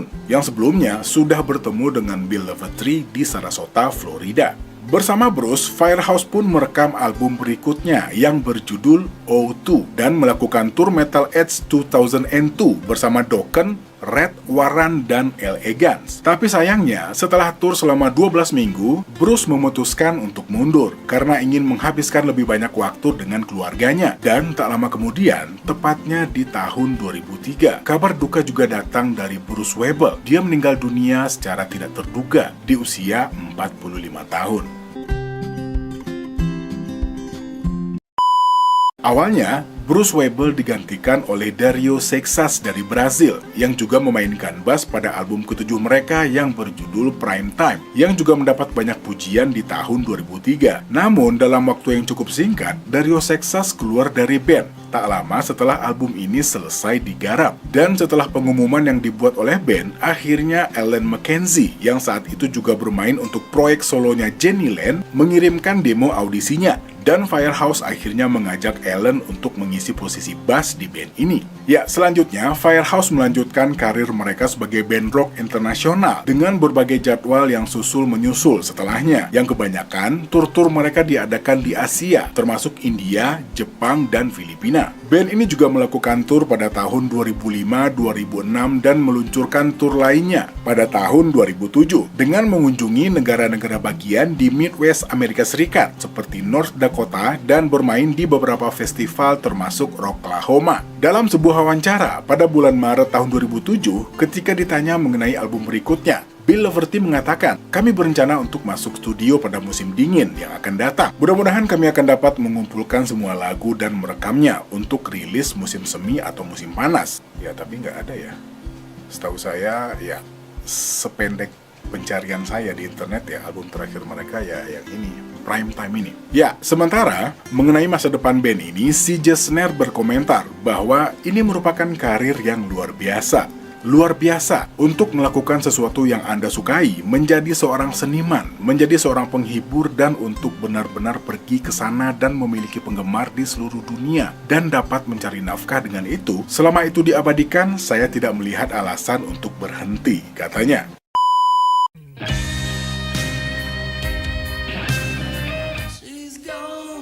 Ya, lagu ini sempat dijadikan sebagai salah satu lagu wajib bagi vokalis-vokalis yang ingin mendapatkan gelar terbaik di tahun-tahun 90-an. Gimana enggak? Lagu selorok dengan gaya balada ini amat sangat menguras tenaga. Selain harus punya power yang bagus, sang vokalis juga dituntut untuk tetap stabil sambil terus mengejar nada tinggi, yang pastinya juga butuh teknik khusus buat bisa mencapai oktav yang diinginkan. Salah-salah malah bisa pingsan di atas panggung.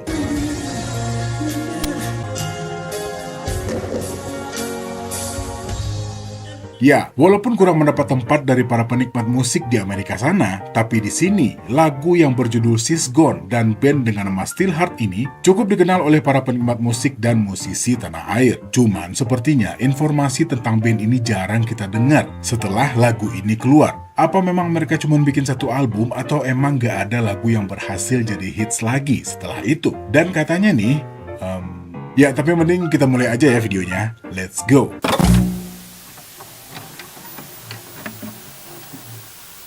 Ya, selain dikenal sebagai negara yang berbentuk bulan sabit, Kroasia juga dikenal dengan keindahan panorama sunset yang luar biasa. Dan dalam hal kesenian, selain musisi-musisi lokal yang cukup dikenal, terdapat beberapa musisi berdarah Kroasia yang sangat terkenal di dunia. Selain Chris Novoselic dari Nirvana, Michael Bublé dan Lorde juga memiliki darah Kroasia dalam tubuhnya. Termasuk juga salah satu pentolan band asal Amerika dengan nama Steelheart dengan vokalisnya yang bernama Miljenko Matijevic.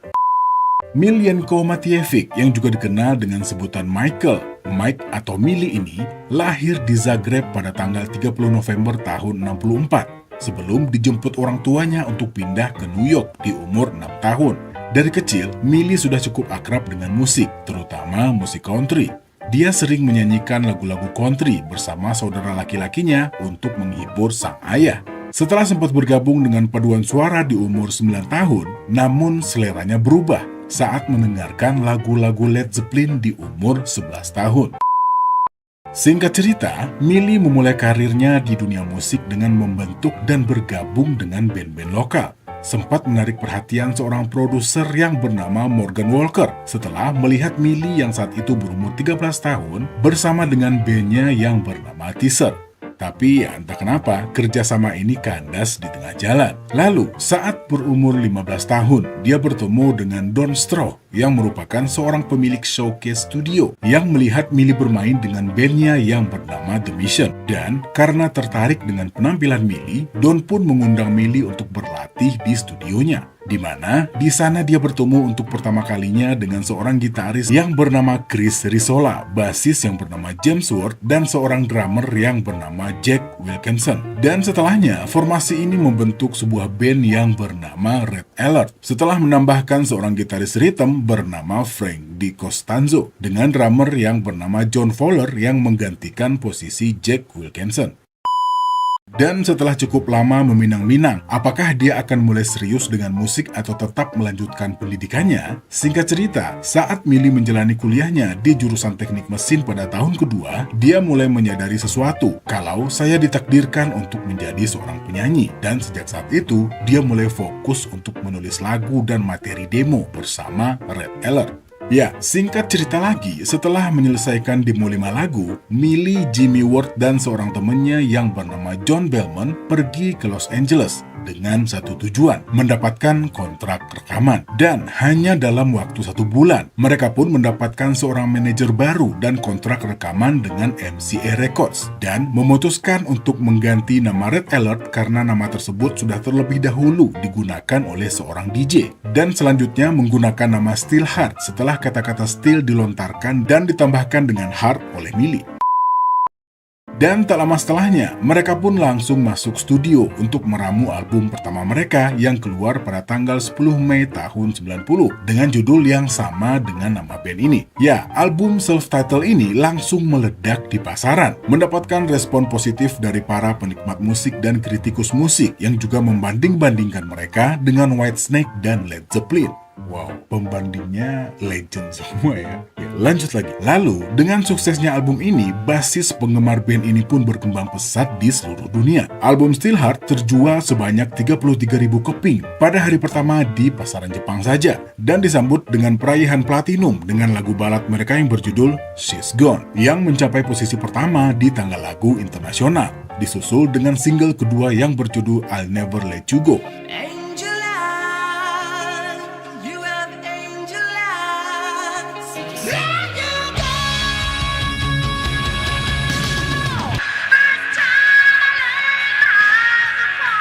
Dan sebuah lagu yang berjudul Can't Stop Me Loving You, yang seakan-akan semakin memamerkan jangkauan vokal Mili dengan skill mumpuni sang gitaris Chris Risola yang juga menarik perhatian.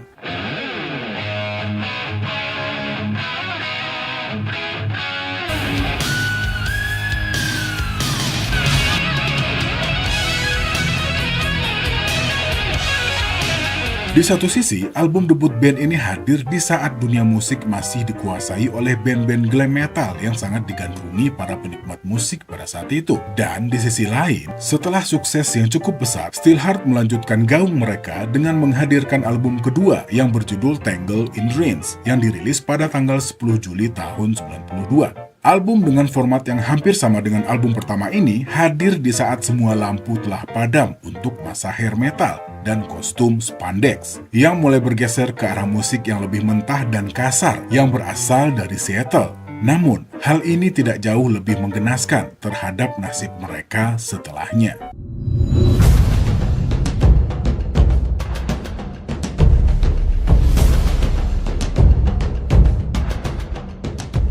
Ya, dan untuk mendukung album ini, mereka pun melakukan tur yang cukup padat. Setelah melakukan tur di Asia selama beberapa minggu, mereka pun kembali ke Amerika, yang salah satu tujuannya adalah untuk menjadi band pembuka bagi sebuah band heavy metal yang bernama Slaughter. Dan setelah tur berjalan, di saat mendekati penghujung tur ini, Slaughter meminta Steelheart untuk melakukan satu pertunjukan terakhir yang diadakan di Denver, Colorado. Pertunjukan ini diadakan pada malam Halloween, malam yang juga akan selalu dikenang oleh para penggemar Steelheart dan pastinya para member band ini.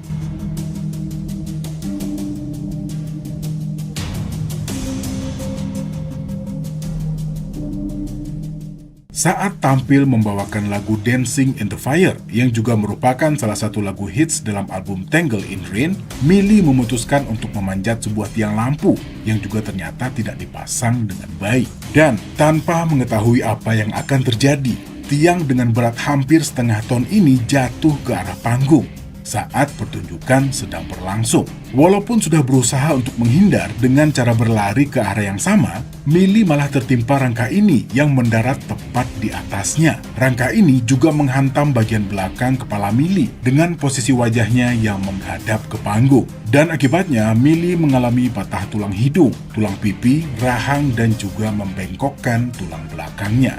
Ya, walaupun secara ajaib Millie masih punya kekuatan untuk berjalan keluar dari panggung dan segera dibawa ke rumah sakit. Dan setelahnya, karir Steelheart untuk sementara berakhir pada malam itu setelah kesuksesan yang sangat luar biasa.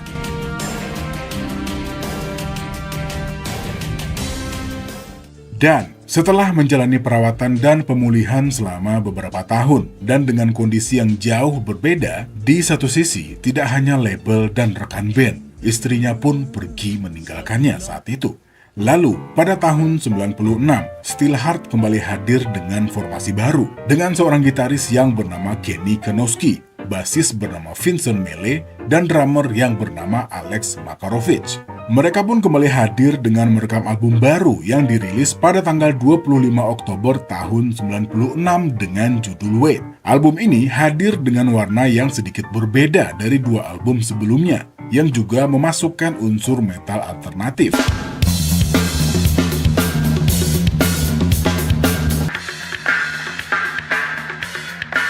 Ya, mungkin dengan harapan bisa bersanding dengan band-band yang ada pada saat itu. Dan saat akan memulai tur untuk album ini, James Ward kembali pada posisi drum, yang secara nggak langsung menggantikan posisi Alex Makarovich. Ya, meskipun album ini gagal mencapai puncak di tangga lagu Amerika Serikat, namun lagu yang berjudul We All Die Young berhasil masuk dan dijadikan sebagai sebuah soundtrack untuk sebuah film yang berjudul Rockstar, yang juga dibintangi oleh Mark Wahlberg dan Jennifer Aniston. Ya, tidak banyak cerita tentang band ini pada tahun-tahun ini. Setelah sempat mengeluarkan EP dengan judul Just a Taste pada tahun 2006 yang berisikan 3 track dan juga dibantu oleh gitaris yang bernama Uros Raskovsky, Sigve Jursen pada bass, Mike Humbert pada drum, dan dengan kembali mengajak gitaris lama mereka, Chris Risola. Ya, bukan gitaris lama mereka mungkin ya, gitaris lama Millie. Ya, karena pada saat ini cuma Millie yang bersatu sebagai anggota originalnya Steelheart.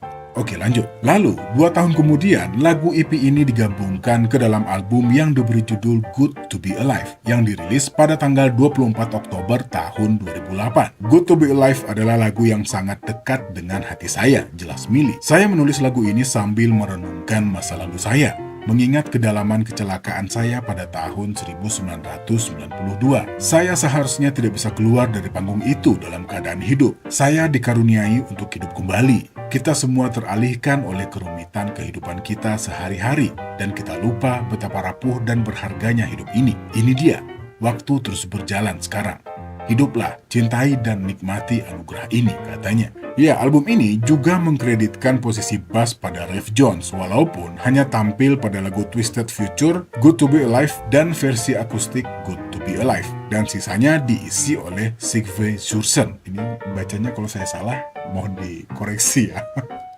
Ya, lanjut lagi. Dan setelahnya, dalam rangka untuk mempromosikan album ini, tur pun dijalankan. Ditambah dengan kembalinya sang gitaris utama, Chris Risola, yang sebelumnya juga sempat melakukan tur dengan band ini untuk tur singkat setelah merilis EP Just a Taste pada tahun 2006, yang juga ditambah dengan bergabungnya Uros Raskowski pada gitar. Dan ya, sekali lagi, nggak banyak info yang bisa didapat mengenai perjalanan band ini pada masa-masa ini, selain Millie yang cukup sibuk dengan proyekan pribadinya, termasuk sebuah tur untuk membantu Ray Manzarek dan Robbie Krieger untuk menggantikan almarhum Jim Morrison di tahun 2010.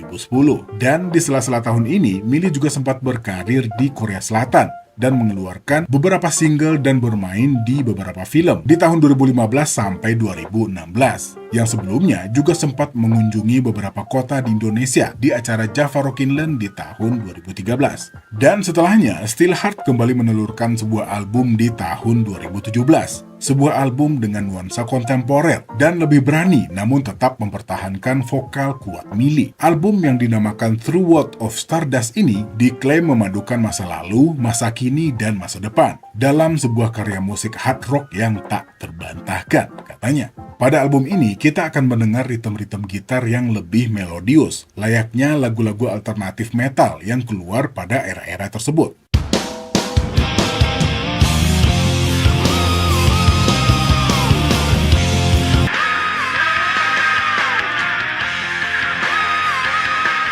Ditambah dengan efek bass yang pastinya membuat album ini terasa jauh lebih modern jika dibandingkan dengan album-album klasik dari band ini. Ya, walaupun masih dengan beat-beat hard rock yang kental, para penggemar baru juga bisa menikmati aksi hard rock yang keluar dari album band-band modern seperti Hellstorm, Shinedown, dan Alter Bridge melalui album ini. Ya, dan setelah beberapa waktu menghilang, saat ini Steelheart digawangi oleh the one and only Miljenko Matejevic, Joe Pescia pada gitar, dan Mike Humbert pada drum. Ya, dan kalau dilihat-lihat di akun YouTube-nya sendiri, saya nggak lihat update lagu baru ya untuk formasi ini, selain beberapa single lama yang diremix dan beberapa lagu baru yang hanya menampilkan Millie satu-satunya di dalam video tanpa ada figur pemain lain. Ya, oke. Ini lumayan pendek videonya ya, karena banyak banget karena banyak banget informasi yang gak saya dapat ya, jujur aja. Kalau misalnya teman-teman punya, ya silahkan. Mulai dari keluar masuknya para personil, terus tiba-tiba album ini personilnya ganti, dan album berikutnya personilnya juga ganti gitu. Walaupun ada 1-2 nama yang masih sama. Tapi oke lah, ya kayaknya segitu dulu informasinya, dan mudah-mudahan cukup bermanfaat, dan minimal kita bisa nostalgiaan lagi nih. Kalau begitu, terima kasih buat teman-teman yang udah nonton sampai detik ini. Saya Al pamit. Assalamualaikum warahmatullahi wabarakatuh.